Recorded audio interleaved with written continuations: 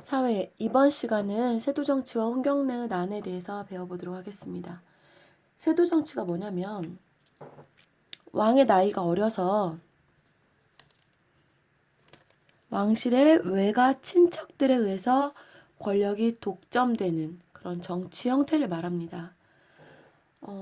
정조, 우리 영조 시대 지나고 정조,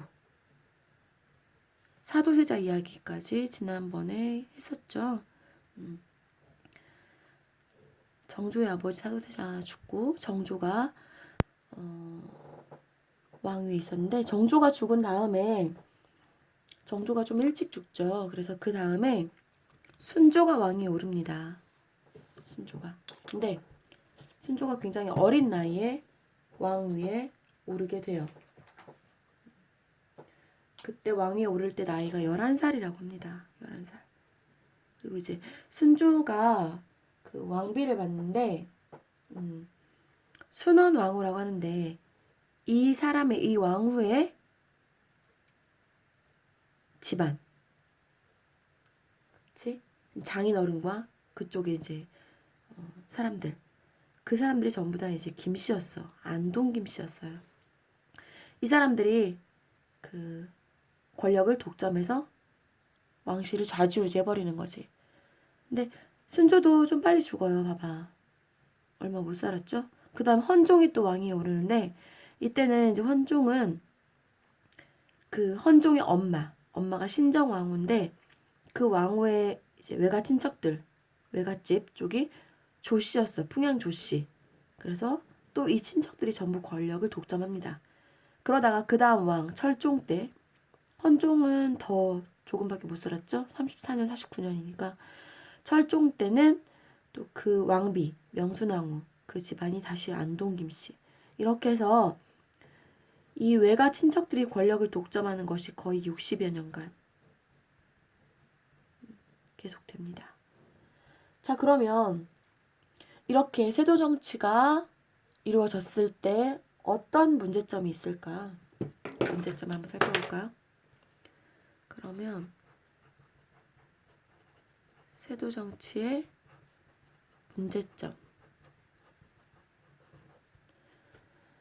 자, 일단 그 외가 친척들이 권력을 잡다 보니까 부정부패가 굉장히 심했어요. 부정부패. 어떤 부정부패가 심했냐? 뇌물로 벼슬을 사는 거지. 사고 파는 거지. 이런 일들이 굉장히 많았어. 돈 주고 벼슬을 사고 또 돈 받고 팔고 이런 부정부패. 돈, 뇌물. 이게 가장 문제죠. 요즘도 마찬가지고요. 그죠? 예를 들면 지금으로 말하자면 돈 주고 국회의원하고 돈 받고 국회의원직 팔고 이런 거지. 말이 됩니까? 그런 일은 없어야죠. 뇌물로 벼슬을 사고 파는 거. 그 다음에 과거 시험이라는 게 있었잖아. 관리가 되기 위한 시험. 과거 시험도 부정이 이루어졌어요. 많이.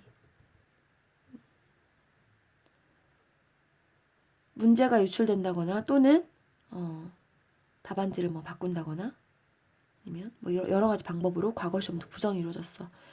이렇게 부정부패가 심하니 사회가 제대로 돌아가겠습니까? 안 되죠. 이때 당시에 왕은 그냥 허수아비에 불과했어.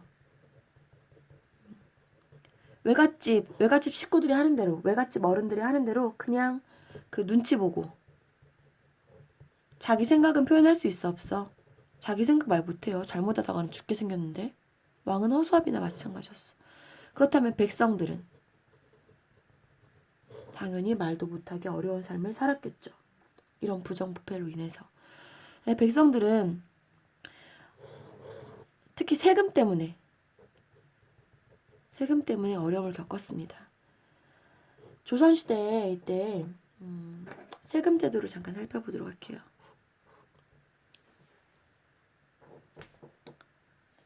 조선시대에는 그 세금 제도라고 해서 삼정이라고 합니다. 삼정.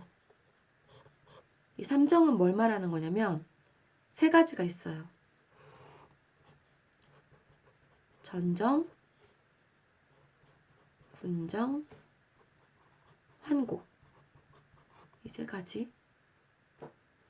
조금 쉽진 않겠지만 잘 들어보세요. 전정은 뭐냐면 토지세야. 우리 지금도 자기 집이나 땅이 있으면 세금을 냅니다. 나라에. 그 토지세야. 그리고 군정은 군대 가야 되는데 군대를 가야 되는데 대신에 어떻게 하는 거야? 군역을 군포를 내고 면제받는 거죠. 그러니까 군대의 의무를 지어야 되는 군대를 가야 되는데 군포. 포라는 거는 그때 당시 뭐 배를 말한다고 했지. 배. 삼배 할 때 그런 배. 군포를 내고 면제받는 거죠.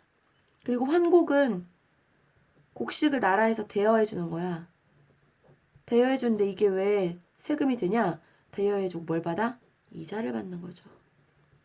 근데 이 세도 정치 시기 때 삼정이 굉장히 문란했어요. 문란하다는 거. 제대로 안 지켜지고 부정부패가 심했다는 얘기예요. 삼정 문란. 이렇게 말을 합니다. 어떻게 문란했냐? 토지세는요. 실제로 자기 땅이 아닌데도 막 세금을 내라고 그래. 그리고 실제 세금이 뭐 예를 들어서 요즘으로 따진다면 실제 세금이 뭐 10만 원인데 몇 배 해가지고 50만 원 내라고 한다든지 그렇게 몇 배로 징수를 합니다. 또 이상한 명목으로 막 자꾸 세금을 내라고 하는 거. 그런 게 바로 전정, 토지세 문란 있었고요. 그다음 군역은 이것도 진짜 웃긴 게요. 남자 16세에서 60세까지 그 군대를 안 가면 이렇게 세금을 내야 돼. 군포를 내야 되는데 만약에 그 세금을 옆에서 못 내. 그러면 그 이웃집에서 세금을 군포를 내기도 하고요. 또는 가족들한테 징수하거나 마을 단위로 징수하거나 또는 16살이 안 된 어린아이한테도 막 군포를 내라고 하는 거지. 또 심지어는 어떤 경우도 있냐면 죽은 사람한테 돌아가셨는데 세금을 그 군포를 내라고 하는 거죠. 말도 안 되죠. 그러니까 여러 가지 말도 안 되는 이유로 백성들에게 온갖 세금을 다 거둔 거죠. 마지막으로 환곡 알아볼게요.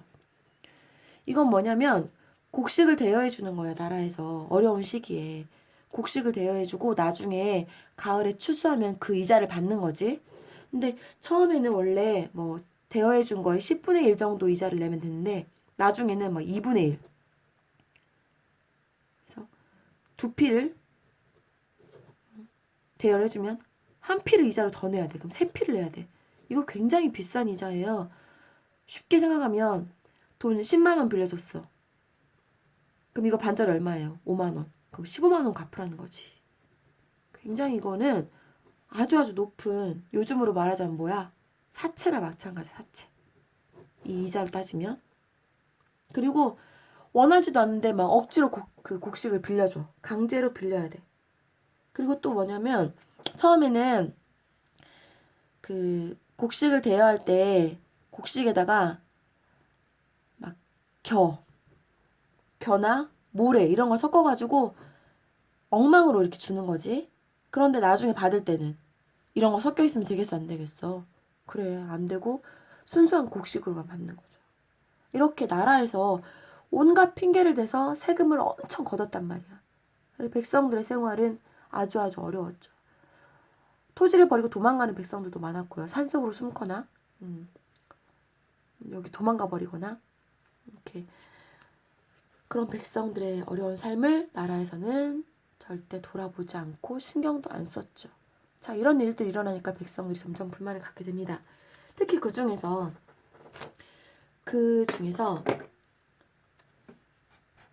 평안도 쪽에 우리나라 지도 한번 볼까요?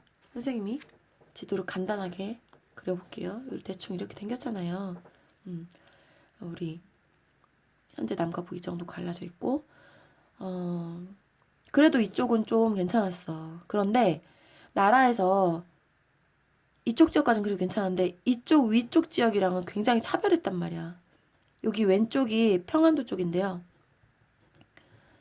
여기는 그 북쪽에 우리 예전부터 거란족, 여진족 막 있잖아. 그래서 북쪽에 오랑캐들하고 같이 맞닿아 있는 별로 살기 좋은 지역이 아니야.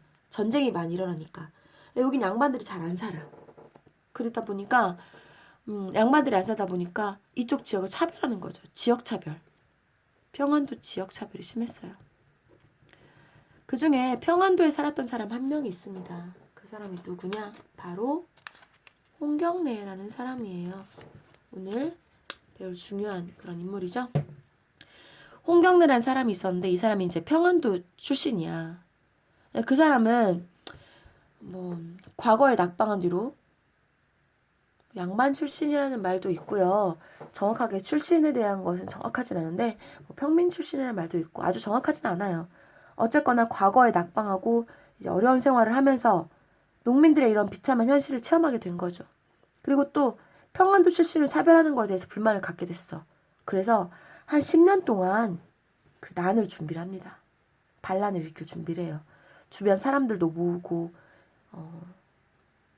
무기도 모으고 여러 사람들을 포섭해서 준비를 하고요. 1811년에 이 평안도 지역 사람들하고 함께 난을 일으킵니다. 이때가 1811년 뭐 12월이었다고 해요. 이때쯤에 난을 일으켜서 그 주변을 다 점령하고 이제 처음에 아주 잘 됐어.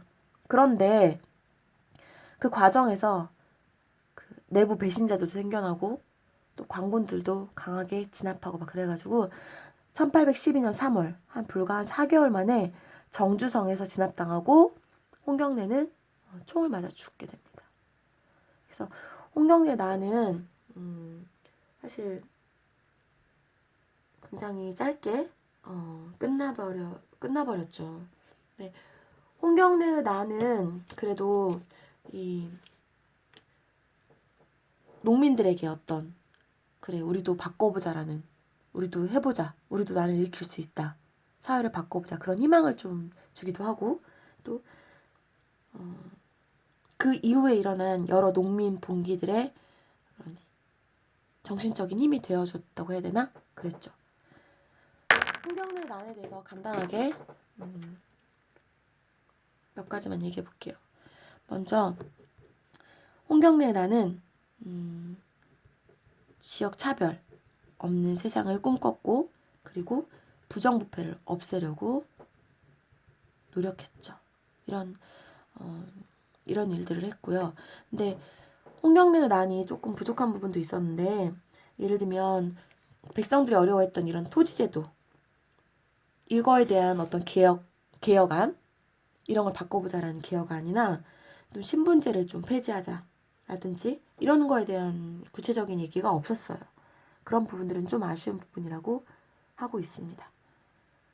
자, 세도 정치와 홍경래 난 알아봤는데 여러분들 세도 정치가 무엇인지 그리고 그걸로 인해서 생긴 문제점